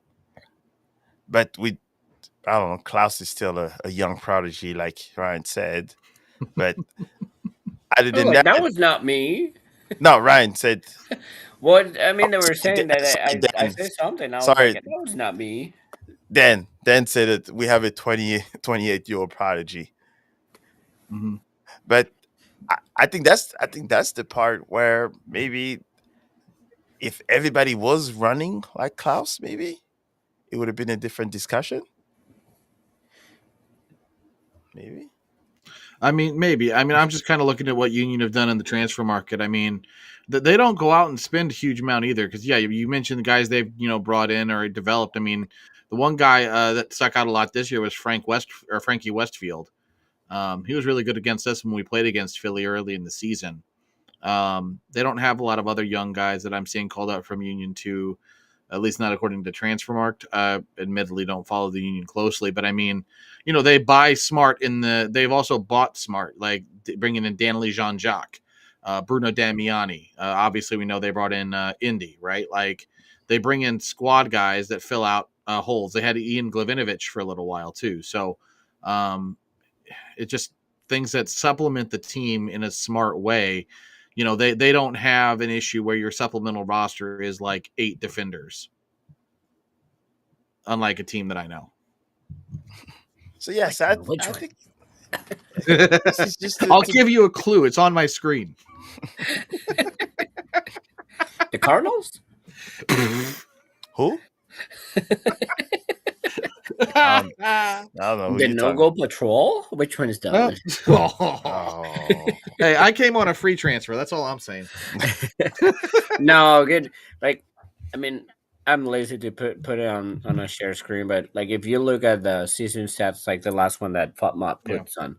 So if you look at there, every single player except the goalkeeper has participated in a goal. Like he has even provided an assist or provided a goal. So that tells you like how full circle of a team is. Like they're all connected because they're all providing. If we look well, at ours, for example, don't do it. He's gonna do I'm gonna do it. I'm gonna do it. So from the last 11 that they started, they do. Let's say everybody has participated in goals and assists except Falu, Fall, and Berkey. But out of that, all the numbers are 1, 2, or it. 3, while the other ones have participated in like 7 or 8. Yeah, I mean they've got 3 guys that have at least 10 goal contributions or more, and they've got 1, 2, 3, 4, like 6 guys who have at least 5 or more. City, I'd have to look at that, but I know City probably isn't that high considering our leading goal scorer is 9 on the season, and Hartle's probably think Hartle and Klaus are tied. So if I said that they have, so we have two guys with more than 10 goal contributions, but only 5 have more than 5, including Simon Betcher and Celio Pompeu. Yeah, I think you guys probably will. But I think the goal contribution, the biggest thing that was missing is that how we were doing the back and lateral back and forth with our center back. Mm-hmm. That won't create much opportunities for you, right? So you're wasting as much time moving the ball left and right versus currently, if you watch, I guess I might sound like a fanboy or anything, but foul, if you watch how he progressed the ball faster up, Mm-hmm. that's starting to create more opportunities for us to create more chances versus our center back just doing a back and forth for God knows how much. So Mo, it's funny you mentioned that. Just for the sake of conversation, I'm gonna put in the thing whenever you're ready to share it. It's the passing networks for our back line. So that is our entire back line. Their passing networks. I don't know if it can get a little bit bigger or not, but that is. You gotta make it the Yes, main screen. yeah, if you can for just a second, just because I Oh, thought there you since go. we're talking about progression, and I know that's a little small, but Fallu Fall is the second from the left, so you can really see his like how much more forward he seems to play the ball from a progressive standpoint. Like, yeah, you get Volum on the left and Tots on the right, but that's where we build through. But you can see just how much forward action is coming from Fallu Fall. To your point. Yeah, I mean, compare what Kessler passes are like more sideways than the one, and it's funny because I think we had this kind of like little topic on our private chat earlier today that someone posted about like the passing of Falafel and that there was people complain that he misses a lot of passing and like he's terrible at passing and such, but I prefer a center back that looks forward first, and if he sees an opportunity, tries to take it to break the lines and try to make that pass, even if it gets incomplete. But it gets incomplete in the final third of the other side, or like passing half of the other side. Then a center back that never plays forward or never looks forward, and then makes still mistakes passing sideways. Anybody can play sideways. Trust me, a center back should be able to play it sideways with their eyes closed. Yeah, I Because will they hope have so so. much time and space. Like you would hope that a professional center back can play their side passes because they're the safety passes. Yeah, they're But safe. you're gonna judge a player that is really trying to break the lines and he's more offensive minded on creating and penetrating passes for missing one or two or three or four, whatever it is, but he's still trying them and he's not getting shy about it. Mm-hmm. No, you're right. And if you think about it, though, when it good and it happens, it becomes a great pass. And And it, so and it maybe creates a good play already because the it's breaking normally two lines. It's not even breaking just one line. It's not breaking just the forward line. It's breaking this forward and the middle. Yep. And there's Fallu just by himself in a bigger view, and you can even see that blue pass is a key pass, like, and that's starting from just around midfield. So when you can see him being that impactful to step up and make those plays, that really keeps that to me is a key for this team because if you can get your center backs to play progressively, but also know when to step up and then make the right forward pass, you're not going to have Hartle dropping back 30 yards from his own goal and trying to be the main progressor of the ball. It's going to free up Durkin or Leuven, or in this case, Morales, to do things. You can get your wide players up forward in the attack and get overlapping runs and play more direct. Like, it really opens up a ton of potential. And I think Fallu, I forget which page it was. It might have been Chat City Tactics that had, he's in the 75th percentile in G plus for passing right now. yeah. So just imagine if we can add another component, maybe it's center back or right back, that can now create that many forward passes on the other side. Mhm. You know how terrible that be for the other the opponent to now they have to figure out now which way the ball is going to go. Because I'm sure their scouts now will know that on the left side, Fowler will have a lot of progressing passes. But imagine if you can have it both ways. Yeah. Then that will unlock a lot more opportunities because now you have to guess or properly guesstimate which side to go Where to. you're gonna put the pressure? Yeah. Right. So I think it's a good sample size to see on that side. Then so now we know that Kessler is like the safer center back, strong, fast, and much a bit faster. But now if we can add a third one, so it's going to be left center and right back, I think that will ease a little bit more. I think for me, knowing that the ball will be moving forward a lot faster versus 15 side passes before it goes forward. And at least the other teams will not be able to then get into their right formation to counter us, which has happened quite a few times. Yep. And Fallu Fall was the third most accurate passer according to FOTMob in that game. Just saying. He also got credited with a chance created and one pass into the final third. So he Not had bad. a very good game from a distribution standpoint. Not bad. And yes, it was not perfect, but it's getting close to a half decent team. Yeah, and he did lead in defensive contributions with 12, so he was doing it. So the big thing is, and I had somebody on I forget if it was X or Blue Sky mentioned to me that like this was Fallu Fall's coming out game of him coming out as and establishing himself as a potential guy to watch for next season because he was involved defensively, he was alert, he was covering when he needed to cover, he was able to step up and be aggressive when he needed to. We allow for a mistake here and there especially from a young guy, but nobody's ever going to be 100% of anything. So but it was a good game for Fall. And I do want to go back real quick to Charlie's point. I think Totland had a fantastic game. He was second in defensive contributions, only one less than Fall. He had the most touches in the entire game at 66. Credited with the most offensive chances created, led the team in interceptions, and was just really, really good as well on the right side. So no, it was just I don't know. It seemed to me that, and I think Oscar going all the way back. I think that's where, for me, the idea of calling it a complete performance in a way makes sense because the press worked. It wasn't always consistent, but it did work.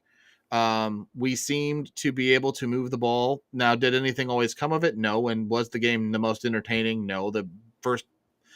I'd argue the first the beginning and middle part of the second half was like I just want something to happen at that point. But it felt like overall a good performance because I didn't feel outside of the first, I think Time Bukhari got in behind Vollum once in the first 20 minutes. Outside of that, I didn't have a fear that Austin was going to counter us and come flying at us and that we were going to be caught out. I don't know why. It felt weirdly safe defensively to me. Yeah, I mean, I don't, and that's where I think like I don't think Austin did much for the game. No. And one thing that we didn't mention that he obviously plays against Austin is that they were short rested and they also lost the final. So mentally, they were not a team that they were really ready to pounce back or like hungry for anything. I think they were just hit by that loss. That I mean, it means a lot for teams that they're not really competing to for so much, like losing the Open Cup. That gives prize money and it gives you a spot on the Conquer Champions and all that stuff. So I think that also play against that team. I mean, again, City did what he needed to do to win the game, and so be it. Um, Mm-hmm. and another thing I was gonna say, you mentioned that people were saying follow, that was the game for him. Mhm. If you look at the score rates that he has had, and I'll disagree with people Okay. saying that this was the game. His first game against Nashville, he had almost the same rating. He had a 7.5 according to FOTMOB. This last game he had at 7.7. I think against Nashville he performed a lot better defensively, and that's what he needs to be doing. He's a center back. Then he had two games that he only played 30 so minutes, that they were not very good, but we know what happened on those games. But then you have a Dallas game with a rating of 8, and then a Montreal with an 8-2. So I don't think that the ratings, well, not the ratings, that this last game was the breakout. I think he's just been showing that every time he plays as an starting center back, he's always focused. He's always uh, doing his job and doing the coverages and distributing well. So he has good ratings. The only bad rating that he had was against LAFC with a 5.4, but I don't think it's because he performed bad. It's just because we got scored 3 times. Yeah. And Yeah, I I mean, in think that game, there's everybody's going to be low. Go ahead. there's one thing though that looks like he will have to work on is his timing for headers. Because if you look, probably the goal from Austin was bad timing for his header, and I think there was a few other times where you may have seen where his jump was maybe a little mistimed, Mm. where he missed him, and he was the tallest player too in the game. So those type of headers probably shouldn't be Oh. missed. But You're talking about the Well, goal? Austin, yeah, I'll it was disagree because that was a Austin, mistiming. It the goal was. from Austin is all Tottenham's fault. Yeah, he wasn't. He just let He got Spartak, out or whatever that muscle. guy's name is. He Oh, just He, he got out got muscle. muscles, yes, but I'm saying it was just maybe that a few of those timings that I think if he can manage those, then I will feel even better for corner kicks because, as you guys know, we have not been the greatest in No. corners. So I think him being able to time those headers properly will definitely remove a lot of that scariness of pretty much corners or free kicks or any But dead ball. one of his strong suits, like, is it just not finding it? Is it not timing, or just not his strong suit? Because, I mean, yes, he can be tall, but at the same time, like, not all tall players are good at headers. I mean, It looks like from previous headers, it looks like it's more of a timing Mhm. because we saw other clearance or other headers that were strong headers. So I'm wondering if it's just that because the first goal, for example, when he jumped and missed it when he's already 6 something, you know, it's a little harder. So I think that was the only negative I say per se when it comes to follow. You mentioned the set piece goal. That was the 11th set piece goal City's allowed this season. We're tied for fourth with the fourth most. Sporting Kansas City's allowed 16. Houston and Seattle have allowed 13. Montreal, Inter Miami, and Nashville have allowed 12. So the fewest have been allowed by Charlotte and New England at 5 apiece, and then the Union are second to last with 6 from set pieces. So we could shore up that set piece defense. It'd be kind of nice. or we can score from set pieces too. I mean, we just have, well, yeah, but we that's what we need to do. I don't even I I could mean, I tell don't care you. if we can score 12 or 11 or whatever we have, but if we score 20 on set pieces, then that's fine. I do care that we You, get scored 12, but well, I mean, you do, but if you're gonna concede that many, at least be good in the offense side too. sure. I mean, that's fair. I need to see Because if I can. Go ahead. I mean, I would say the number is very low because I remember like the first half of the season. I don't think we had one goal from set piece. I think the first goal from set piece this year was a free kick from Lewin, I believe. Yeah. I'm looking right now to see if I can track down the stats this year because I know that number's not right. I don't follow that much, but yeah. But anyway, so no, I don't know. But I mean, either way, I still feel like it was a solid performance.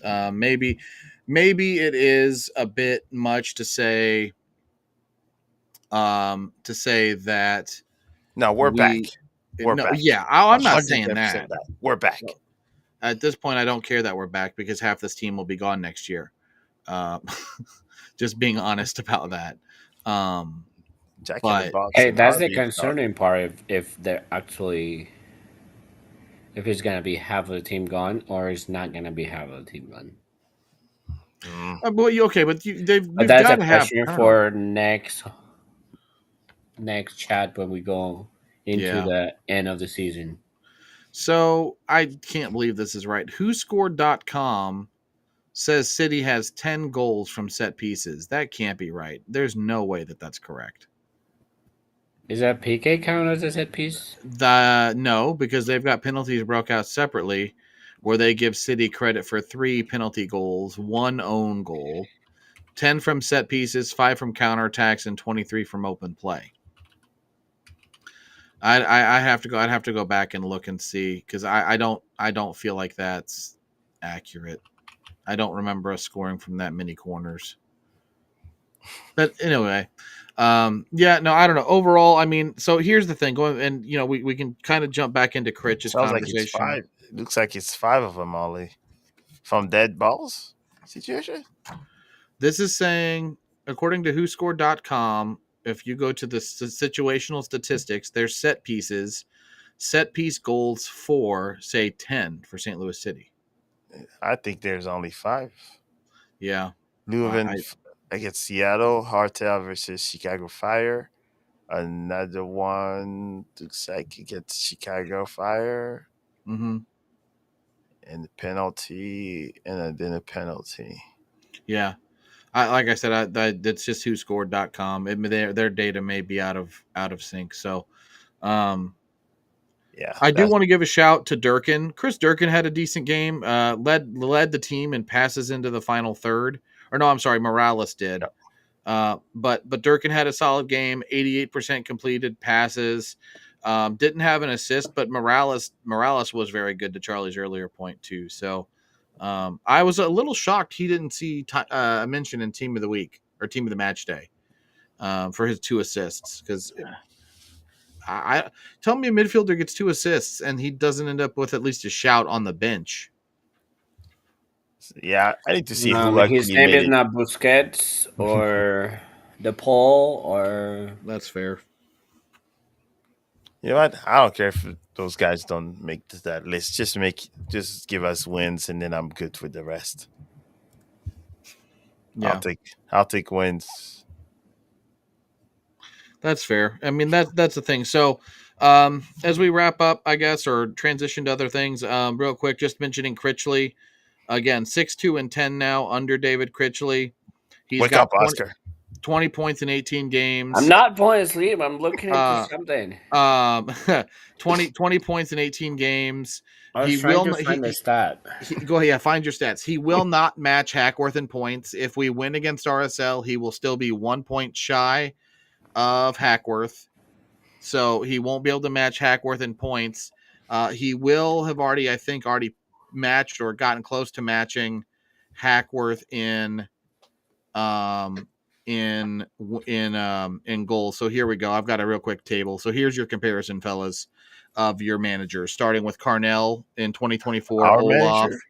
the managers that we've had. So you can see here how he compares 1.1 points per game, 37% points percentages.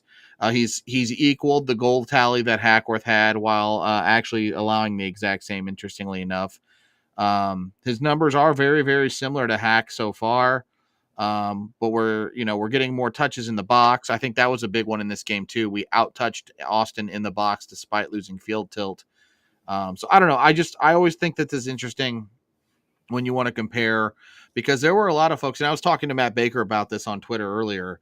If you thought Hackworth should get the job in last year, those same people should probably think Critchley wants or should get this job now. And I understood the case for Hackworth.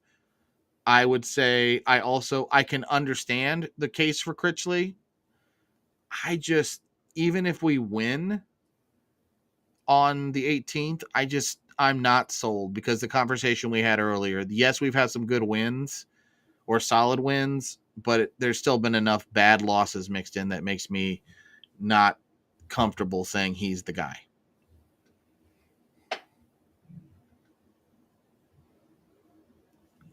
Yeah, I don't think he's the guy.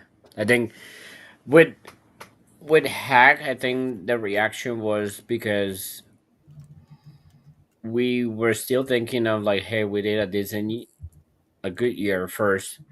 Um, the first year. Oh, none taken. Soccer USA, you're good. I know you're teasing. Um, First year we had something good, and then something derail. Cornell's out. Then um, Hagward kind of like made it sound like he straightened the things out and going back to like, oh, we're gonna be competitive, right? Mm-hmm. So at that point, it kind of makes sense. But saying no to Hack and then derailing again, you couldn't do or perform worse than what Olaf was. And then like matching what Hackworth did. I think he had a little bit. Does he have the same amount of games? I guess. It'll be close. Hackworth Yeah. will have managed like one or two, or I mean, sorry, Critch, I think, has managed one or two more by the time it's all said and done. Because Hackworth had 18 games and Critchley will have had 19. Yeah. It just like I don't think it's the overwhelming change. It's just going. I mean, he came back to be a competitive or attractive soccer, but at the same time, um, didn't perform and didn't get the results that we needed to change the track of this year. And he had a little more chances to it, Mm-hmm. in my opinion. I think Hackworth was competitive until like 3 weeks before decision day. Mm-hmm. I think that's when we got eliminated, but it was like at least tighter. I don't know. I just still think that we need a coach that has more experience Mm-hmm. in the MLS, um, or in general, and then obviously a sporting director that's gonna open up the markets and not just focus on just one market. I think Hike may have had it a little bit easier though when it comes to team spirit and uh, play wise, because I think that was during his CD podcast thing where I think he mentioned that one of the things that he had to work on is to bring back, I guess, the spirit of players, and like us in French is joie de vivre. I don't know how you say that in English. Sort of their like enjoyment to play soccer. Yeah. Because I think it looks like he had to not only work on providing results, but also work on the players themselves to kind of, how you call it, Well, he The had to change locker the whole room. mentality of the team. Like Yes. he talked about it in the City Voice not long ago that the team was afraid to attack. They like their whole mentality under Olaf was we score. Oscar. Oh boy. No, their whole mentality was you score and then you just stop and you play defense because you're afraid of letting up a goal or afraid of something and you don't keep attacking. So it's like he did have to they call it a learned habit, right? Or a learned act, or basically a learned habit, right? Because that's what you're conditioned to do. And he had to break that. And it feels like it took up until 2 or 3 games ago. Granted, you didn't see anything of that against LAFC, but Different team. different team. I will at least give you that. I'm not saying it's all encompass. And Yeah. yes, he's a brand new coach, zero experience at a high level, not even USL, because that's the gap between. But I think on the business side of things, I'm also wondering if how do we find ourselves if, per God forbid, right, we have a new coach and they're still struggling? Are people going to ask, hey, now is this the wrong coach? And then we'll have to make the change again? Or do we promote who we have at home already and see how he's able to manage the team and build the project like everybody knows that it's a project? Or we're really ready to start from scratch again? Because we will be starting from scratch. If we have Yeah. a brand new SD, or if we have a brand new coach, or we have a brand new coach, we have a new SD, like which we have two current SD and a current coach that been with the club since day one, share almost the same mentality, the same play that City was built upon. Even if we get a coach that's MLS experience and all that, there's almost no guarantee just yet that we might not get another Olaf situation. And that's the risk you're But going to run. Go ahead, if you're Oscar. gonna go look in the second division Sweden market, then yeah, like we'll probably get a second Olaf Oscar, again. it's But that market is closed. so the thing is, I want an experienced coach, start from scratch, but something that is gonna build a project. I know that miraculously we are not gonna go and be amazing, but at least you want to see the progress that um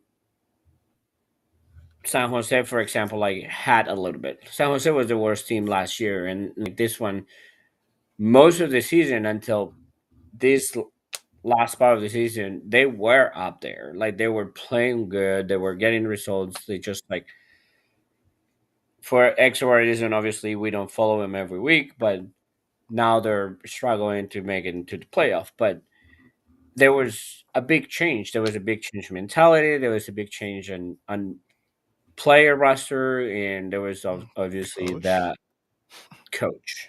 Yeah. That is a coach that you could argue that he has the most experience of all in the MLS. Yeah, a So, legend, pretty much. so that's kind of what I would like to see. It will be interesting to follow San Jose and see what they do next year with the same group.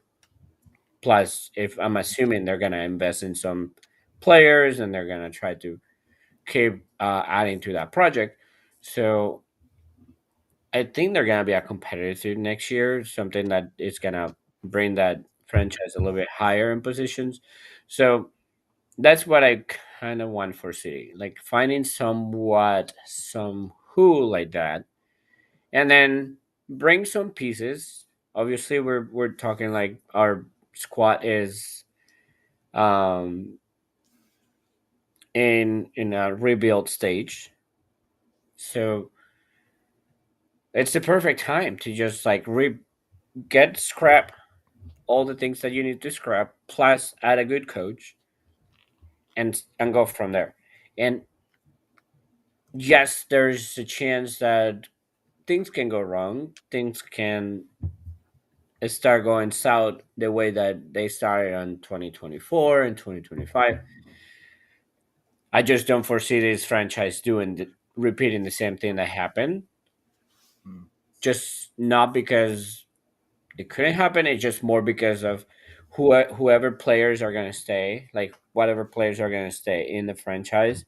They're not gonna let that happen again. That will be a third season in a row that Mhm. you're basically failing to start with the right foot. So I'm that's my thinking. I want something more solid. That yes, it's gonna be still a project, and we as a fan base we need to be get back to. You gotta be patient. You cannot be requesting a change of a coach after 3 games, 5 games. Now, at this point, like you have to realize that if things are not working, you can't just change it right away. You gotta give it a time. And I'll blame myself in that point too, because I was kind of like pulling the trigger the same thing like with Cornell in 24 and this year with Olaf.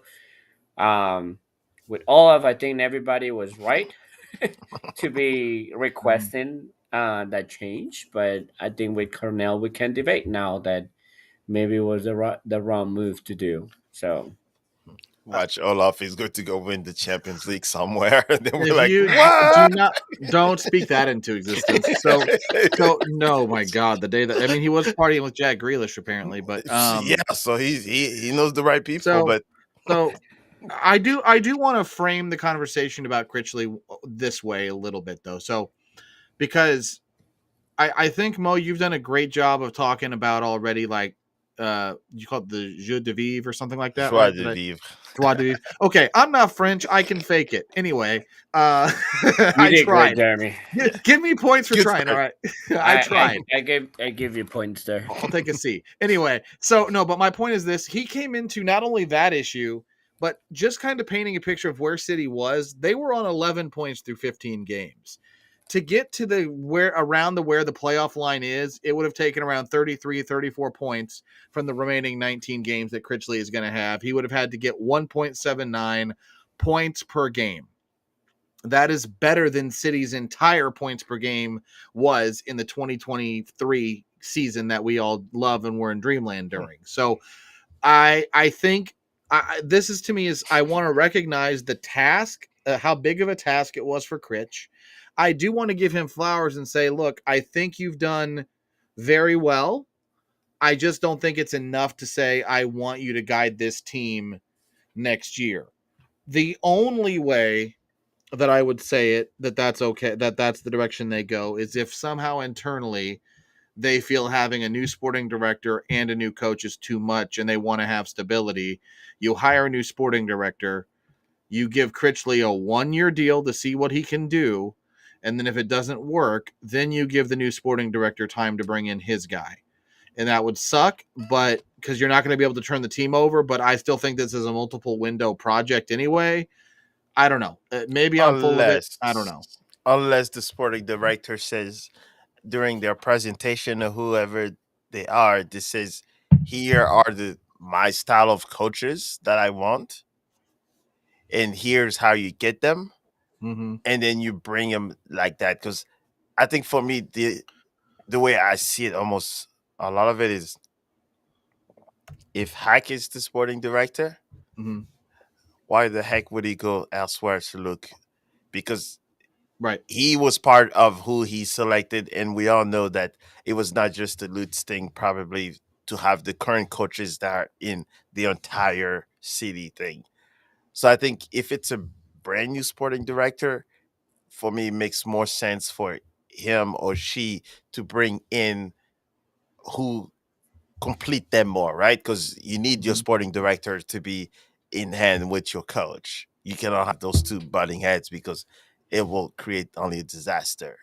So I think that's why I was saying if one stays, I would think the other, a 1-year contract to see, hey, we'll see how you do this season, while your sporting director is still, trying to find something else, or at least have a connection to a potential new coach.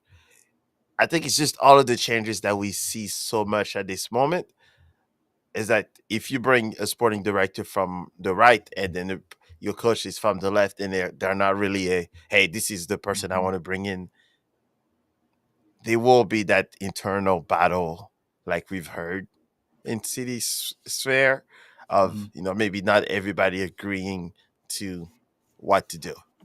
Yeah. Makes sense. I want. The only thing that I disagree with what Jeremy was saying, like if they're gonna keep Critch or whoever comes, this still needs to be more than 1 year.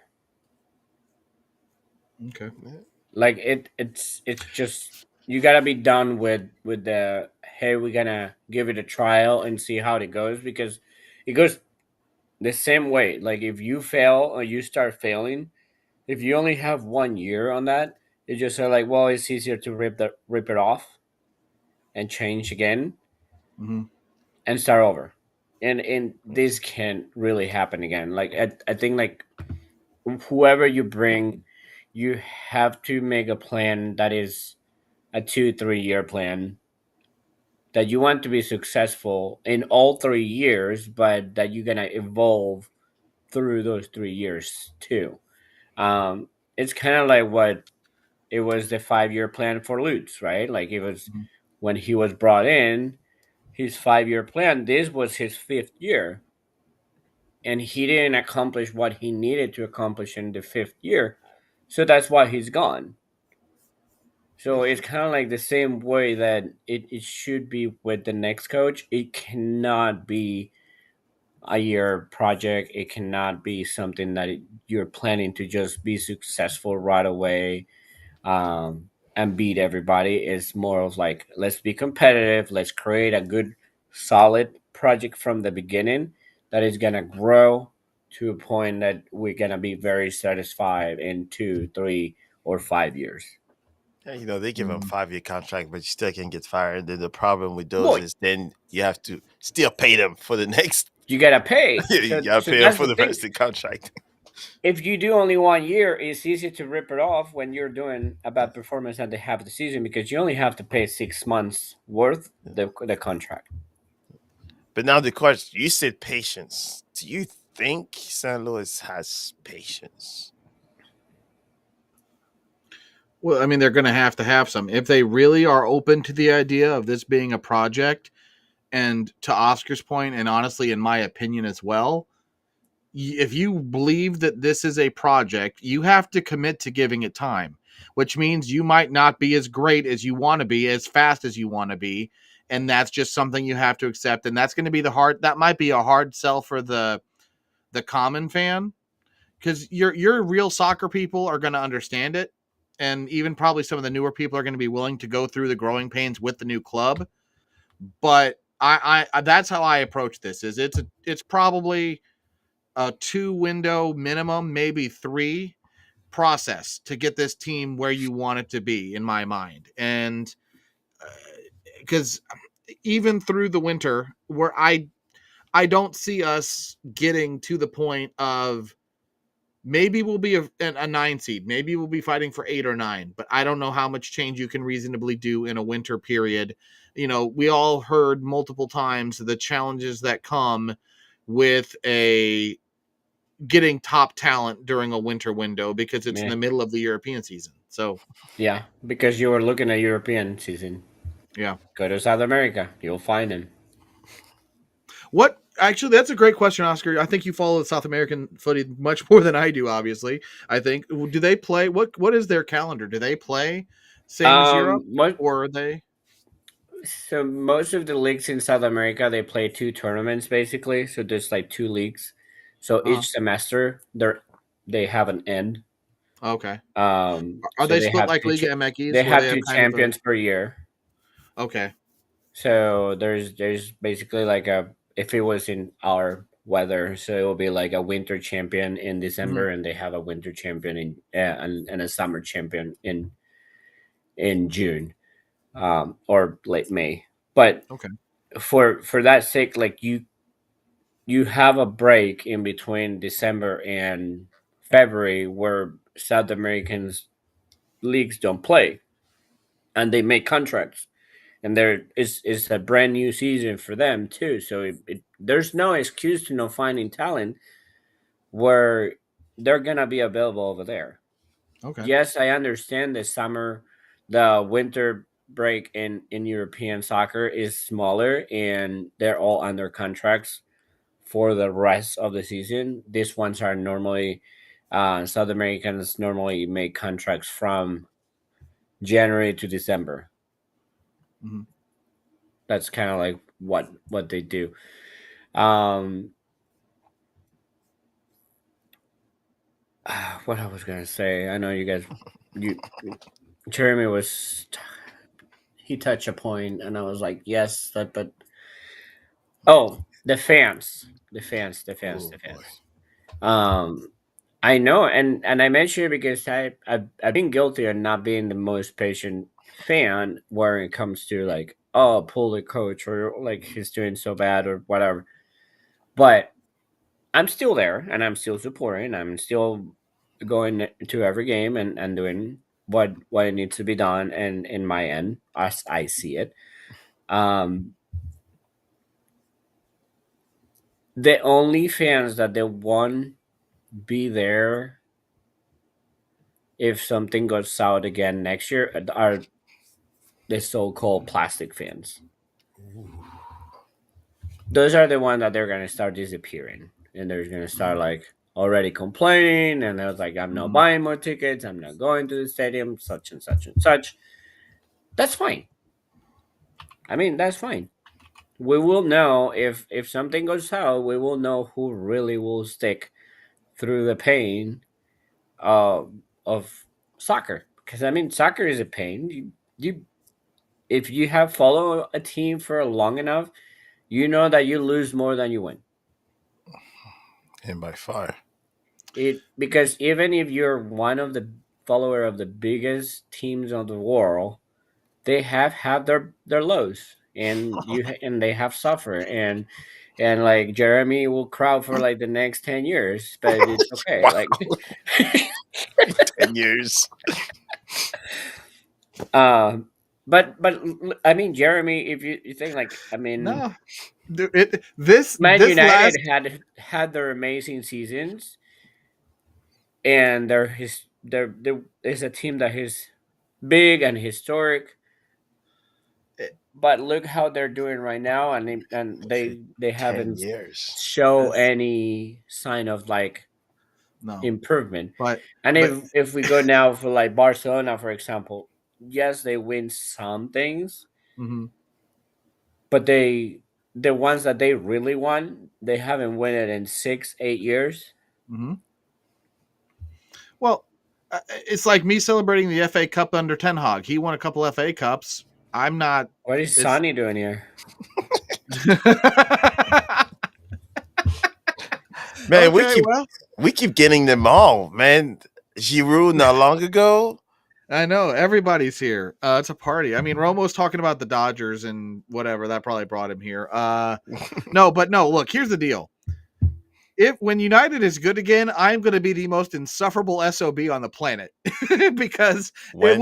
it will make that so much better for me. When? Shut up. I don't know when. I don't know that. I'm not the Glazers. I'm not Sir Jim. I don't have a It's the clue. year 3020, and I'll finally, be dead. Just please in my lifetime win I'm the sorry Prem to one more break it time. to you, but Chelsea will win many trophies before United wins one. Yeah, so will City. So will probably Arsenal. I'll probably have to watch Stan Kroenke lift the Premier League title at some point No, before I get to. Tottenham's gonna win it before Manchester United again. We already gave them a trophy. They don't get any more. God Almighty. But yes, I Oscar, mean, you're if right. you talk seriously, I think this year is between um, Chelsea, Chelsea, Liverpool Arsenal, City. Liverpool, and I think Liverpool is the one who's gonna struggle the most. So I think I it's don't more even. like Chelsea or Arsenal. I don't think Arsenal's gonna win it. I They're like think the they're the most solid team bridesmaid. as of right now is Arsenal. They're the bridesmaid. They play good all season, and then when it They choke, matters, they but choke. But yes, Jeremy, and I think Oscar, that's the point where I think I've always mentioned is that it's a marathon, not a sprint, especially for a team where you're still you're still in the testing phase, right? You you buy, you fail, you buy, you fail. There will be a time to where just watch Cincinnati, right? 3 years in a row, they were wooden spoon winners. And then all of a sudden, Jeremy decided to quit because he's mad because we talked about United too much. But but I yeah, no, think I there's agree. still a I time. agree more. Like Cincinnati had it way worse if we really look at it. And they were established because they had a USL team. So it's not like it was a team from scratch. They took a USL team that they had the foundation and the people around the club already, and moved up to MLS and still struggled for 3 years and had to spend a lot less money to go in the MLS. So it looks like they saved their money well enough in those 3 years or so to come up a little bit, and now they want to spend all kinds of crazy money. Mhm. So maybe it's get there, but I think we probably killed, beating a dead horse for too much. But now the question is, we have one last home game with RSL. Um, for many reasons, I dislike him even more and more. But we won't touch those topics. But Jeremy, one last thing you want to discuss about RSL before we call it Uh, a I mean, it's going to be an interesting game at that point. RSL is in the mix for the playoffs. I believe they are right in that mix, so they will have something to play for. Let me just real quickly, pull that back up because Yeah, I they're had not. ninth right now. Yeah, they're ninth, so I mean, they're gonna have something to play for. If you look at their form in recent weeks, they have been right there fighting for it. They've won their last two games. They beat Colorado at home last weekend by the score of 1-0. Then they also beat Austin 3-1. So they're right there in the mix. They've won three of their last five, including a win over SKC. The two losses, actually, that's right. Both losses they're both they're done with LAFC. Their last two losses were those games where Belonga and Sun had hat tricks. So they um, got destroyed.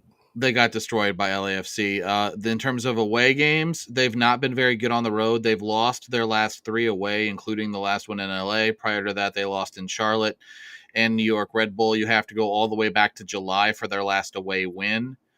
So they're a team that they've got some definitely got some kind of some talent on their roster. If you look at their squad and who they have, Real Salt Lake, again, they don't get where they are in the season without having some kind of talent. Diego Luna, obviously, probably the biggest name. Also, Doigo Goncalves they've had. Xavier Gozo has come on as the season's um, progressed. Willie Agata, the former SKC player. By the way, they're just a home for former SKC guys because Johnny Russell's there too. Um, I had a Oh, friend of mine say nice. that. I'm I gonna had a have friend of mine. someone to yell at. I, to that point, I literally had one of my friends message me this afternoon and say, "Look out for tickets for the weekend. It's not a season until I get a chance to boo Johnny Russell." Yeah, but That he's is no literally. longer. I mean, It doesn't matter. I But don't like. hey, the one of the things, like all your stats that you gave, but Yeah. then this is a matchup that it plays better for RSL than us. They have not lost in City Park or Energizer. Um, their total head to head is City only has one that it was this year when we beat them. No, actually, the first year when we beat them 4-0. At the beginning of the season when we were hot. The rest, they have beat us 3 times and 1 draw. So this is a matchup that plays better for them than for us. But we're party poopers because we did it once. How about we do it party twice? Poopers. Well, the last Or game we're we really, probably... really party poopers, and we're gonna lose our last home game and send everybody home very, very, very upset. Don't put that in the air. Just don't put that in the air. Just say we're going to be party pooper for the other guys, and we're not pooping on my birthday party. Yeah. My birthday, it's my. That's true. Yeah, let's not do that. No, it's okay. No, I mean, look, it wouldn't be the first time they've disappointed me in my life. Wouldn't be the last either. Let's just let Man United do it, and then we'll help you get better on the day. Bless it. Oh my God, no. The last game against RSL we lost because the Josh Yarrow own goal, but then he also ended up scoring one in the 81st minute. But it doesn't matter. We had goals from Klaus and Yarrow in the loss. The goals from RSL came from that's the goal. Kaliskin had that laser in the 6th minute. Goncalves in the 43rd, and then Yarrow's own goal in the 64th ended up being the difference ultimately. No, it's going to be a game though. I think the boys will show up. I mean, they've got nothing else to play for. Some guys, their last opportunity to make an impression, to get a contract if it hasn't been decided yet, and that doesn't necessarily have to be a contract in St. Louis either. I don't think it's going to be easy because RSL's got some firepower. They're going to be playing for a playoff chance. But I'm going to 2-1 win. I'm going with a 2-1 win. We're going to end the season on a high note and build out for the future from there.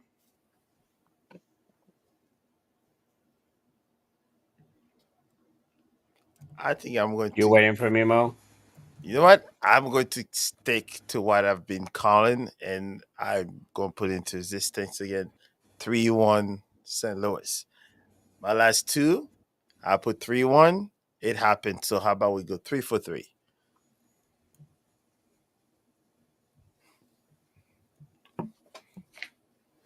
I don't know. Ryan, change your score because I want everybody to be wrong except me. Okay, I'm going with 3-1 win. No. I don't know. I think if we win, it will be probably like...